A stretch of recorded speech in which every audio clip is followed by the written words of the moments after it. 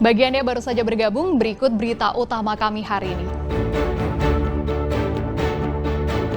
Suami istri di Malang ditemukan tewas di dalam rumah. Istri terluka tusuk, suami ditemukan tergantung. KNKT menemukan fakta bahwa KMP Tunu Pratama Jaya kelebihan muatan saat berlayar hingga tenggelam di Selat Bali. Punya utang belasan juta, karyawan koperasi di Nganjuk disekap 5 hari oleh pimpinannya.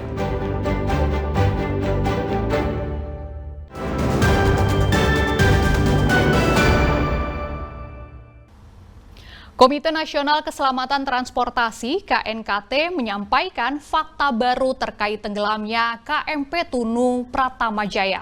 Kepada anggota Komisi 5 DPR RI, KNKT menyampaikan bahwa salah satu penyebab kapal penumpang itu tenggelam adalah karena kelebihan muatan. Hal tersebut disampaikan KNKT saat bertemu anggota Komisi 5 DPR RI di Pelabuhan ASDP Ketapang, Banyuwangi. KMP Tunu Pratama Jaya memiliki kapasitas muatan 137,7 ton. Namun saat berlayar pada 2 Juli lalu, kapal berisi muatan 538,8 ton. Akibat overload tersebut, permukaan air laut menyentuh garis batas air laut di lambung kapal, yang tingginya sekitar 30 cm. Sehingga saat ombak tinggi, air laut terus masuk ke dalam kapal. Selain kelebihan muatan, beberapa penyebab tenggelamnya KMP Tunu Pratama Jaya adalah tidak adanya pengikat kendaraan di dalam kapal, serta pintu kamar mesin kapal yang terbuka. Meski belum ada kesimpulan pasti penyebab tenggelamnya kapal, namun temuan tersebut merupakan data faktual hasil investigasi yang diduga menjadi pemicu tenggelamnya kapal. Komisi 5 DPR RI menyoroti pengawasan dari instansi terkait yang tidak dijalankan dengan baik dan tegas. Syah Bandar seharusnya tidak mengizinkan kapal berlayar jika menemukan pelanggaran-pelanggaran di dalam kapal. Hasil rekomendasi KNKT nanti dipergunakan untuk apa nanti ke depan? Ya untuk siapa aja yang berkaitan dengan masalah keselamatan, ya stakeholder itulah. Nanti penerima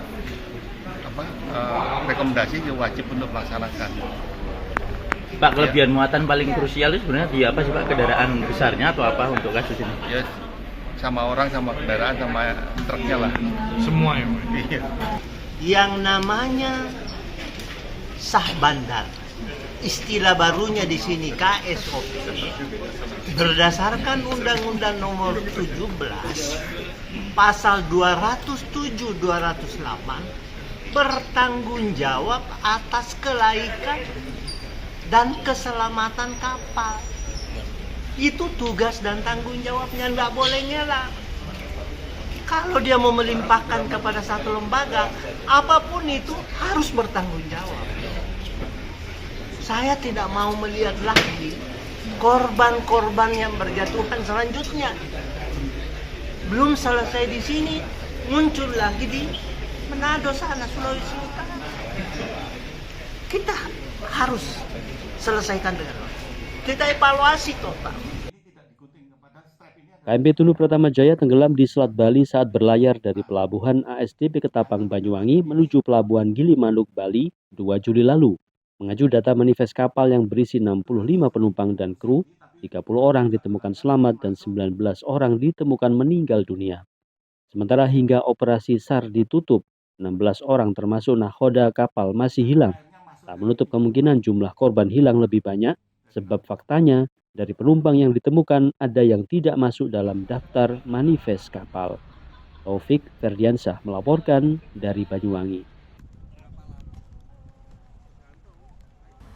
Sebuah rumah yang digunakan sebagai gudang penetasan telur unggas di Tulungagung terbakar. Tidak ada korban terluka maupun korban jiwa dalam peristiwa tersebut. Namun akibat kebakaran, kerugian ditaksir mencapai 100 juta rupiah lebih.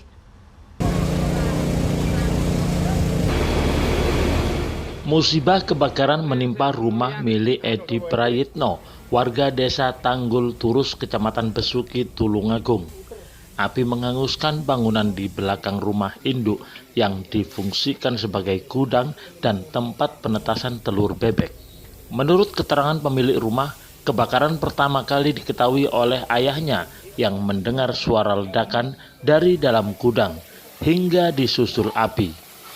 Warga sempat memadamkan api dengan alat seadanya, namun tidak membuahkan hasil karena besarnya kobaran api.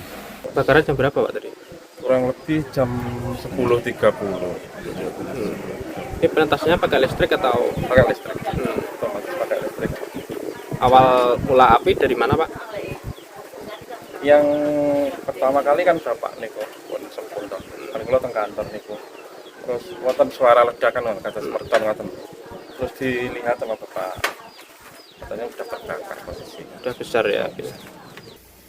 Dinas Pemadam Kebakaran dan Penyelamatan Tulungagung yang menerima laporan langsung menuju lokasi dengan mengerahkan 2 unit mobil pemadam dan 1 truk penyuplai air. Kebakaran tidak sampai merembet ke bangunan rumah induk, diduga penyebab kebakaran akibat korsleting listrik. Nah, ini tadi ada kebakaran di Tanggul Turus antara gudang dan oven telur. Ada 1000 telur di dalamnya, ada gensetnya, terus menunggu dari korsletan listrik. PMK menerjunkan berapa personel dan berapa kendaraan? Bawa 3 kendaraan, 2 kendaraan damkar, 1 supply. Untuk proses pemadaman? Jalan lancar, kira-kira berjalan sekitar kurang dari 30 menit. Tidak ada korban terluka maupun korban jiwa dalam peristiwa ini. Namun akibat kebakaran, pemilik gudang mengalami kerugian hingga 100 juta rupiah lebih. Danu Sukendro melaporkan dari Tulungagung. Seorang karyawan koperasi simpan pinjam di Nganjuk disekap oleh majikannya. Korban yang dikerangkeng selama 5 hari itu memiliki tunggakan utang pada majikan. Video seorang laki-laki yang dikerangkeng dalam ruangan berjeruji besi ini tersebar luas di media sosial. Ternyata laki-laki itu adalah Kevin Nathanael Tampunan, karyawan Koperasi Simpan Pinjam Palindo Joyo Makmur di Kelurahan Cangkringan, Kabupaten Nganjuk. Kevin disekap selama 5 hari karena memiliki tunggakan utang 19 juta rupiah pada koperasi tempat dia bekerja. Menyikapi hal itu, anggota DPRD Nganjuk dari Komisi 3 dan Dinas Tenaga Kerja Nganjuk melakukan inspeksi mendadak ke Koperasi Palindo Jaya Makmur. Selain berbincang dengan korban dan terduga pelaku, anggota DPRD juga melihat ruangan yang disulap jadi sel tahanan. Uang itu dari nasabah nggak bayar, terus kamu suruh nanggung atau seperti apa? Kalau itu Pak, 300 tiap bulan Pak. Pemotongannya yang macet gitu kan. Oh, yang macet dipotongin ke gaji kamu? Ya 300. Per bulan 300. Uangmu dipotong 300. Oh gitu. Terus uang 19 juta tadi buat apa itu? Sebagian angsuran sama ikut bunganya kan. Oh, buat nutupi angsuran. Untuk menutupi angsuran dan bunganya. Berarti ngekumpul sampai 19 juta gitu. Jadi kita mengamankan dalam arti kata agar tidak terjadi yang tidak kita inginkan di Kabupaten Nganjuk. Karena apa? Di Kabupaten Nganjuk tidak boleh yang namanya penahanan ijazah, penahanan KTP, malah ini bukan hanya identitas, tapi orangnya juga ikut ditahan. Berapa hari Pak? 5 hari, karena seseorang tidak punya hak untuk menahan orang yang lain atau menyekap. Kalau modusnya gimana Pak? Modusnya karena memang ada sangkutan hutang piutang, ya silakan diselesaikan. Kalaupun memang tidak bisa selesaikan secara kekeluargaan, kan ada aparat hukum. Ada unsur penganiayaan Pak? Kalau penganiayaan yang ini masih diselidiki oleh pihak yang berwajib, tapi yang jelas adanya unsur penyekapan, ya. Sementara itu, pimpinan Koperasi Ayub Palindo Hutaswait mengaku mengurung Kevin bukan untuk memenjarakannya, tapi untuk memberi efek jera. Kerjanya itu kerja apa sih Mas? Ke lapangan Pak. Lapangan itu apa? Kredit. Oh, kredit. Ya. Mas, dasar memasukkan dia di kerangkeng itu apa? Di penjara itu? Sebetulnya bukan penjara itu Pak. 5 hari kan dikurung. Bukan penjara karena memang nggak ada kamarnya kita Pak. Akhirnya saya bikinlah dulu di sini dia istilahnya sebagai tempat untuk menyadarkan diri lah Pak, biar dia menyadari kesalahannya, itu aja ya Pak. Itu pun saya boleh nggak itu dilakukan? Ya memang salah Pak, saya akui salah. Itu pun saya ya istilahnya bukan saya buat seperti binatang Pak. Saya manusiakan, saya kasih makan, Malah saya di situ duduk terus Pak, nemani dia. Saya temani terus di situ. Nah, pertanyaannya boleh nggak seperti itu dilakukan? Salah Pak, salah.